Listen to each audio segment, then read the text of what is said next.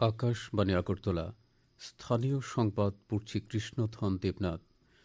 রাজ্যপাল ইন্দ্রসেনার একটি নাল্লু গতকাল ত্রিপুরা এনসিসি ১৩ নম্বর ব্যাটালিয়নের উদ্যোগে আগরতলার ভগৎ সিং যুব আবাস মাঠে আয়োজিত এক ভারত শ্রেষ্ঠ ভারত শিবিরের উদ্বোধন করেন।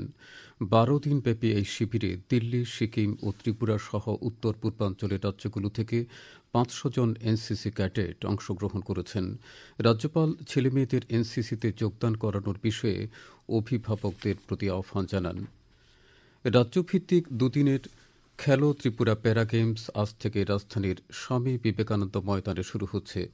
বিকেল ৩টায় মুখ্যমন্ত্রী অধ্যাপক ডাক্তার মানিক সাহা দিব্যাঙ্গ দিবস উদযাপনের অঙ্গ হিসেবে আয়োজিত এই প্যারা গেমসের উদ্বোধন করবেন। এ গেমসে রাজ্যের ৮টি জেলা থেকে প্রায় ৩৪৩ জন দিব্যাঙ্গজন খেলোয়াড় অংশ নিচ্ছেন। ১৪টি ইভেন্টে প্যারা গেমস খেলার আয়োজন করা হয়েছে। এর মধ্যে রয়েছে দৃষ্টিহীন দিব্যাঙ্গজনদের নিয়ে ক্রিকেট ম্যাচও।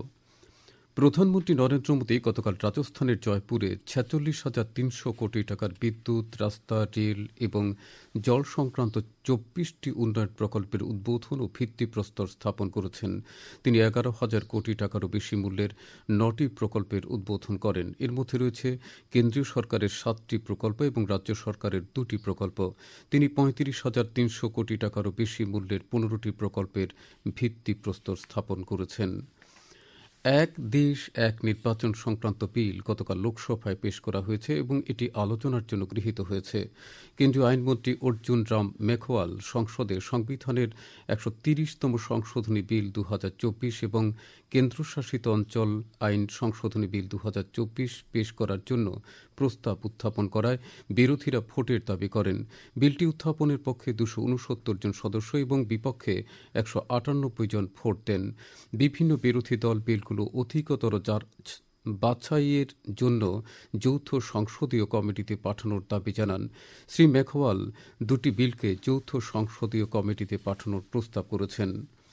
কৃষিমন্ত্রী রতনলাল নাথ গতকাল ঊনকোটি জেলার কাঞ্চনবাড়িতে নবনির্মিত প্রাইমারি মার্কেটের পরিকাঠামোর উদ্বোধন করেছেন।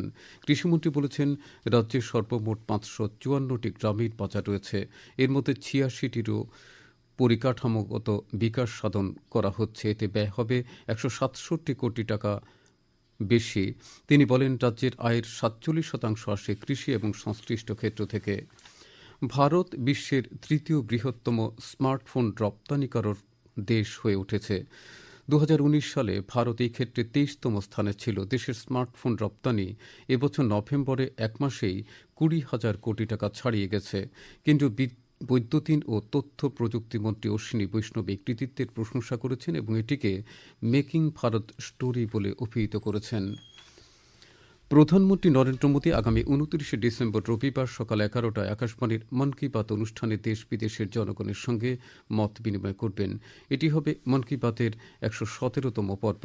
প্রধানমন্ত্রী জনগণকে তাদের সুচিন্তিত মতামত মন কি বাতে জানানোর আহ্বান জানিয়েছেন। মাইগভ ওপেন ফোরামে এবং নমো অ্যাপে জনগণ তাদের মতামত পাঠাতে পারবেন। ত্রিপুরা ও পুদুচেরির মধ্যে কোচবিহার ট্রফি অনূর্ধ্ব ১৯ বছরের ক্রিকেটের প্ল্যাট গ্রুপের ফাইনাল খেলাটি ড্র হয়েছে। ম্যাচে প্রথম ইনিংসে এগিয়ে থাকায় পুদুচেরি চ্যাম্পিয়ন হয়। রানার্স হয় রাজ্য দল। গতকাল চতুর্থ তথা শেষ দিনে ২ উইকেটে ২০৮ রান থেকে খেলতে নেমে পুদুচেরি দ্বিতীয় ইনিংসে ৯ উইকেট হারিয়ে ৩৪৭ রান করে। এর আগে স্বাগতিক পুদুচেরির প্রথম ইনিংসের ৩৬৪ রানের জবাবে রাজ্য দল প্রথম ইনিংস ১৮৭ রানে শেষ করেছিল। এদিকে অনূর্ধ্ব ২৩ বছরের জাতীয় ক্রিকেটের সীমিত ওভারের আসরে গতকাল দ্বিতীয় খেলায় ত্রিপুরা পরাজিত হয়েছে। বরোদায় অনুষ্ঠিত খেলায় বিদর্ভ ৪৮ রানে রাজ্য দলকে হারিয়ে দেয়। আজ আকাশ আংশিক মেঘাচ্ছন্ন থাকবে। রাজ্যের বিভিন্ন এলাকায় সকালে হালকা থেকে মাঝারি পর্যায়ের কুয়াশা লক্ষ্য করা গেছে। আজ দিনের সর্বোচ্চ তাপমাত্রা থাকবে ২৮ ডিগ্রি সেলসিয়াসের কাছাকাছি। ভোরে সর্বনিম্ন তাপমাত্রা ছিল ১৫.৮ ডিগ্রি সেলসিয়াস। স্থানীয় সংবাদ এখনকার মতো শেষ হলো।